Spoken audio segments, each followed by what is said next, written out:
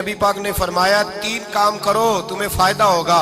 حضرت عبدالرحمن ابن عوف فرماتے ہیں میں نے اس کا تجربہ کیا اس حدیث کا، اور آپ فرمایا کرتے تھے مجھے اللہ کی عزت کی قسم جو میرے نبی نے کہا حق اور سچی کہا ہے، حق اور سچ کہا ہے۔ حضور سید عالم صلی اللہ علیہ وسلم نے فرمایا صدقہ دینے سے مال کم نہیں ہوتا۔ صدقہ دینے سے مال جی کیا کرنے سے؟ یہ وعدہ ہے نبی پاک کا، صدقہ دینے سے پیسے۔ اچھا بتائے نا جی مجھے 1000 میں سے 500 دے دیا تو باقی کتنے رہ گئے؟ تو حضور فرما رہے ہیں کم نہیں ہوتے۔ 1000 دے دیا تو باقی کتنا بچا؟ نہیں بھائی، میرے محبوب فرماتے ہیں تو اللہ کے رستے میں 1 دے وہ تجھے 700 گنا کر کے واپس عطا فرمائے گا۔ نبی پاک نے فرمایا صدقہ دینے سے مال کم نہیں ہوتا، اور فرمایا معذرت کرنے سے عزت میں کمی نہیں آتی۔ معذرت کرنے سے عزت میں کمی، اللہ اکبر، معذرت کرنے سے عزت میں کمی، اور حد کر دی میرے حبیب نے۔ فرمایا تو رب کی رضا کے لیے عاجزی کر، تیرے نبی کا وعدہ ہے اللہ تجھے عزت عطا فرما دے گا۔ تو جھک جا اللہ کی رضا، عاجزی اختیار کر، سادگی اختیار کر، سادگی عاجزی کر، تجھے اللہ۔ 2 باتیں اس میں ارشاد، ایک معذرت کر غلطی ہو جائے، اور دوسرا پہلے عاجزی کی بات سنے۔ حضرت عمر بن عبدالعزیز بادشاہ تھے، سوئے ہوئے تھے، غلام بھی پاس آرام کر رہا تھا، مہمان بھی آئے تھے۔ غلام کی ڈیوٹی تھی ہر وقت حضرت کے پاس رہنا۔ اب سوئے ہوئے دیر ہو گئی، غلام بیچارہ تھوڑا تھوڑا اونگ آتے آتے سو گیا۔ حضرت چراغ روشن تھا، کچھ لکھ رہے تھے، مہمان بیٹھا تھا، خادم سو گیا۔ اب چراغ نہ آہستہ آہستہ گل ہو گیا، بجھ گیا۔ حضرت اٹھے، بوڑھے آدمی تھے، چراغ صحیح کرنے۔ مہمان کہنے لگے حضور میں نہ کر دوں، میں نہ کر دوں؟ کہنے لگے نہیں تم مہمان ہو، مہمان سے خدمت نہیں لی جاتی۔ تو اس نے کہا غلام کو جگائیے۔ فرمانے لگے ابھی تو بیچارہ سویا ہے اور نیند سے بیدار کر دوں۔ خود گئے، اس میں تیل دوبارہ ڈالا، بتی ٹھیک کی، جلائی، واپس آ گئے۔ وہ مہمان اب بادشاہ کا مہمان بھی تو کوئی بادشاہ ہی ہوگا نا۔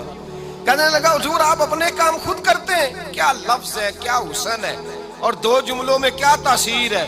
آپ فرمانے لگے ہاں میں اپنے کام خود کرتا ہوں، جب میں گیا تھا تب بھی عمر بن عبدالعزیز ہی تھا، اور جب چراغ صحیح کر کے واپس آیا ہوں تو پھر بھی عمر بن عبدالعزیز ہی ہوں۔ میرے اندر کوئی تبدیلی آئی؟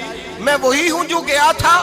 حضرت سیدنا فاروق اعظم رضی اللہ تعالیٰ عنہ فرماتے میں بیٹھا تھا، اور ابھی 3 دن ہوئے تھے نبی پاک صلی اللہ علیہ وسلم کے وصال ظاہری کو، میں بیٹھا ہوا تھا، 2-3 بچیاں آ گئی، اور حضرت ابوبکر صدیق رضی اللہ تعالیٰ عنہ کے سامنے آ کے بیٹھ کے رونے لگی۔